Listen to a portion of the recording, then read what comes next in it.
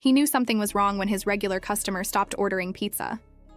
What he discovered behind her door wasn't just a missed delivery, it was the beginning of a nightmare. This delivery driver's gut instinct may have just saved a life. Real stories like this happen more often than you think. Picture this. It's just another night delivering pizzas in the city. The smell of melted cheese and tomato sauce fills the car as our delivery guy, Noah, checks his phone one last time before heading home. But something doesn't feel right. You see, there's this customer, Mrs. Ellison. She's not just any customer. She's the sweet old lady who orders the same thing every Friday. One pepperoni pizza with extra cheese and a side of garlic knots. She always greets Noah with a smile that reminds him of his own grandmother, and she never forgets to ask about his college classes. But tonight, nothing. No order from Mrs. Ellison, no familiar ping from her address. Most people would just shrug it off. Maybe she's not hungry. Maybe she's out with family. But Noah can't shake this weird feeling in his gut. Something's different. Mrs. Ellison hasn't missed a Friday order in the 6 months he's been delivering to her. Not once. Before he can talk himself out of it, Noah's already walking back into the pizzeria. "Hey, Mike," he calls out to the chef. "Can you make Mrs. Ellison's usual? I'll pay for it myself." His coworkers probably think he's crazy, spending his own money like this. But there's this voice in his head saying something isn't right. And sometimes that little voice is the one you need to listen to. The street was dead quiet when Noah pulled up. Just streetlights casting long shadows on empty sidewalks. Something felt off right away. Mrs. Ellison's porch light was dark. Noah felt his stomach tighten. She never, ever kept that light off. "It keeps the loneliness away," she'd told him once with a sad smile. His footsteps seemed too loud in the silence as he walked up to her door. "Mrs. Ellison, it's Noah from Tony's Pizza," he called out, knocking 3 times. The wait felt like forever. Then, finally, soft, shuffling footsteps, and the door opened just a crack. Noah's heart dropped. The woman in front of him barely looked like Mrs. Ellison at all. Her face was pale, almost gray, and those warm eyes that usually sparkled with life now looked dull and scared. Her silver hair was all messed up, not at all like her usual neat style. But what really caught his attention was her hand gripping the door. It was wrapped in some kind of bandage, and it was shaking. "Noah?" Her voice came out weak, confused. "What brings you here?" He lifted the pizza box, trying to act normal. "Thought you might have forgotten to order your Friday special." He forced a smile, but it died when he saw the fear flash across her face. "Oh, that's very sweet of you, but..." She kept glancing behind her, like she was checking if someone was there. "I'm not hungry tonight." Noah's gut feeling went from bad to worse. The Mrs. Ellison he knew would have invited him in for tea, offered him a slice, asked about his classes. This wasn't right. Through the crack in the door, he could see her usually spotless living room was a mess. Papers scattered, a lamp knocked over. "Are you feeling okay? You don't look so good." He tried again. She just stared at him for a long moment, like she wanted to say something important. But then her face changed, like she'd put on a mask. "I'm fine, Noah. Please. You should go home now." As she started closing the door, Noah stood there, frozen. The bandaged hand, the fear in her eyes, the mess inside. His mind was screaming that something was seriously wrong. And he knew right then, he couldn't just walk away. Noah returned to his car and sat in silence, eyes fixed on her darkened house, the pizza box untouched beside him, filling the car with the scent of pepperoni and garlic, but it did little to calm his nerves. "Maybe I'm overthinking this," he muttered, drumming his fingers on the steering wheel. But then he thought about how lonely Mrs. Ellison had seemed and how she had trusted him with little details of her life. No, he couldn't brush this off. Deciding he needed more information, he drove to the nearest neighbor's house, hoping someone might shed light on her situation. An older man answered the door, looking puzzled to see a pizza guy at his step so late. "Sorry to bother you," Noah began. "I deliver to Mrs. Ellison regularly, and tonight she seemed different. Have you noticed anything odd?" The man scratched his head, his expression darkening. I haven't seen her in days. Usually she's out walking every morning, but now that you mention it, she hasn't been out lately. His frown deepened. She's a tough lady, but maybe she's not doing as well as she lets on. Noah's heart sank.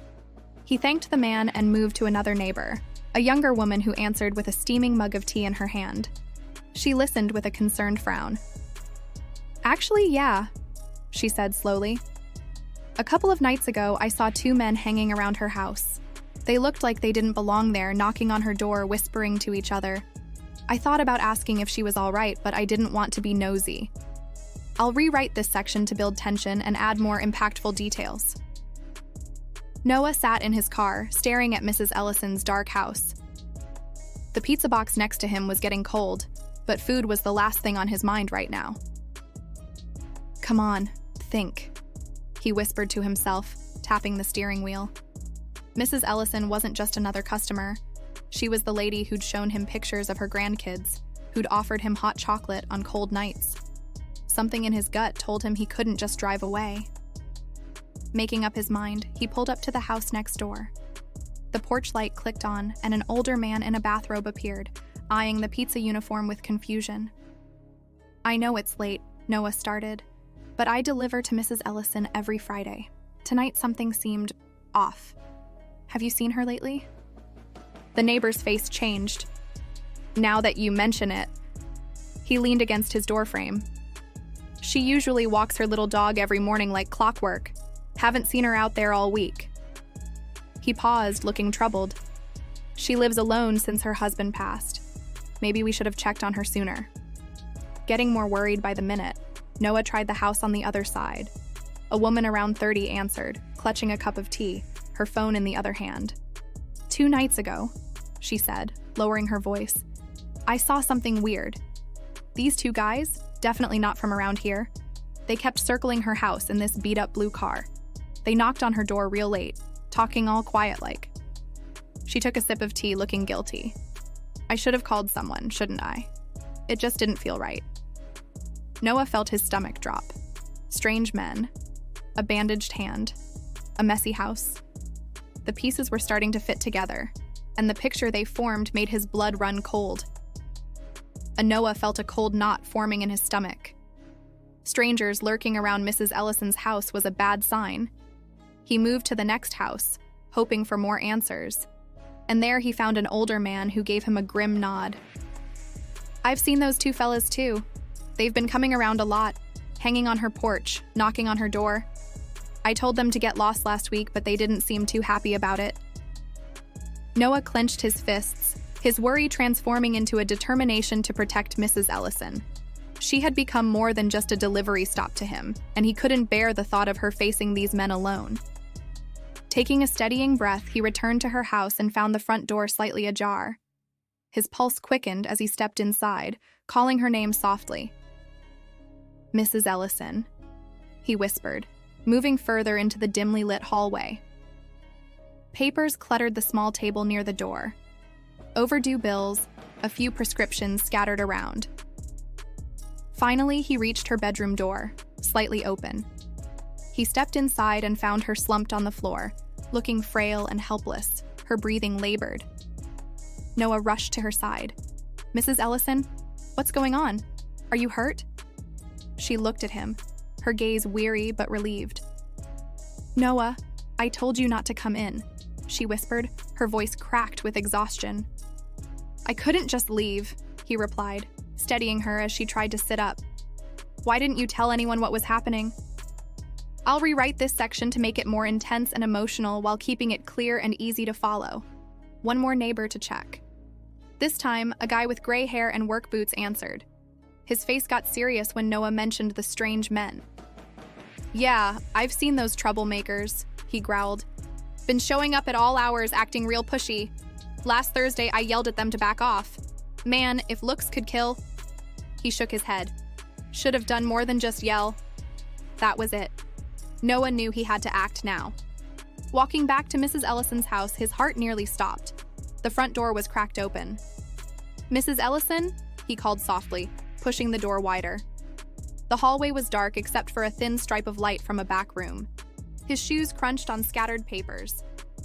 Picking one up, he saw it was an overdue electric bill.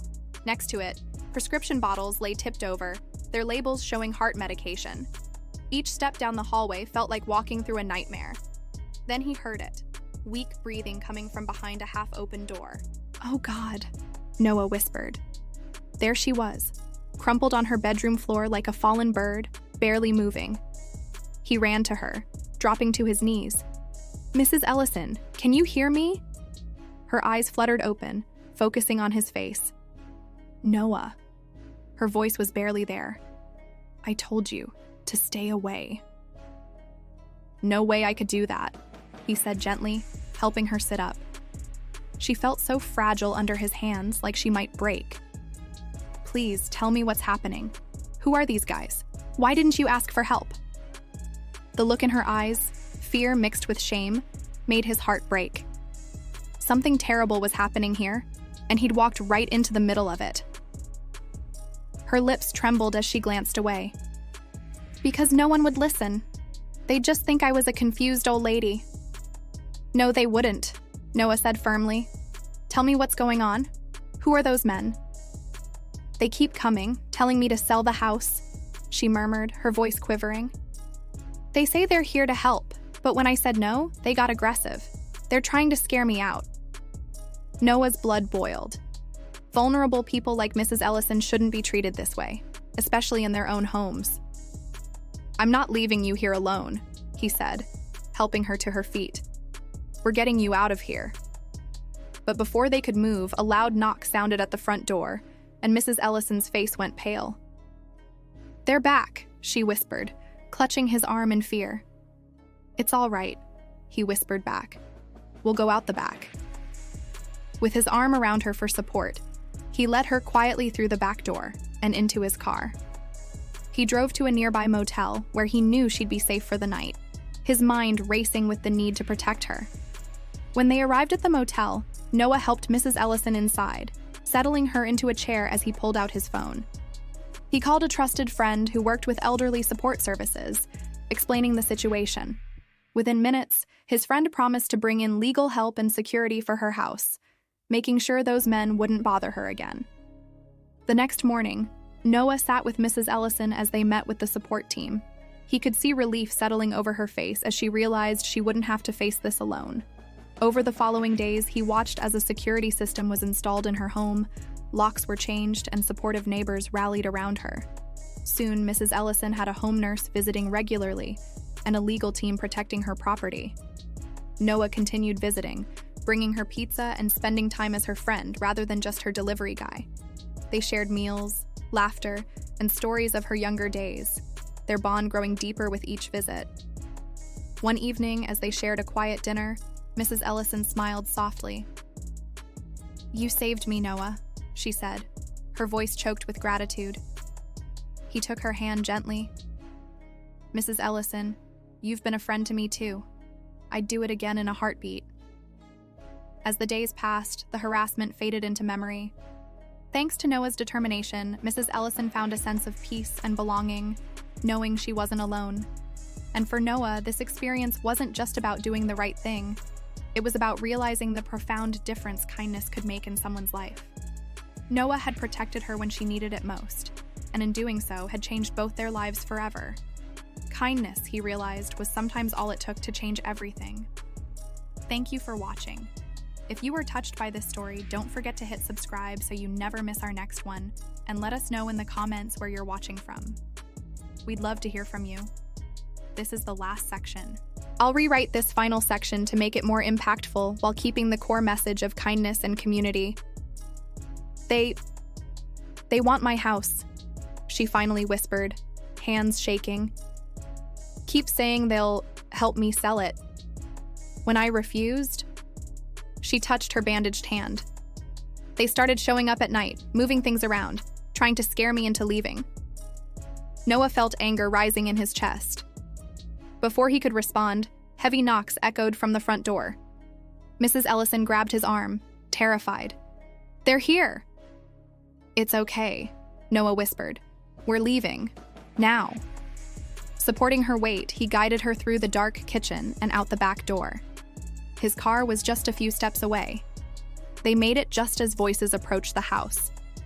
At the nearest motel, Noah helped Mrs. Ellison settle into a chair and pulled out his phone. His hands were shaking too, but for a different reason now: determination. He called Sarah, his friend who worked with Elder Protection Services. "I need your help," he said. "It's urgent." Things moved quickly after that. By morning, a whole team of people showed up: social workers, police, lawyers.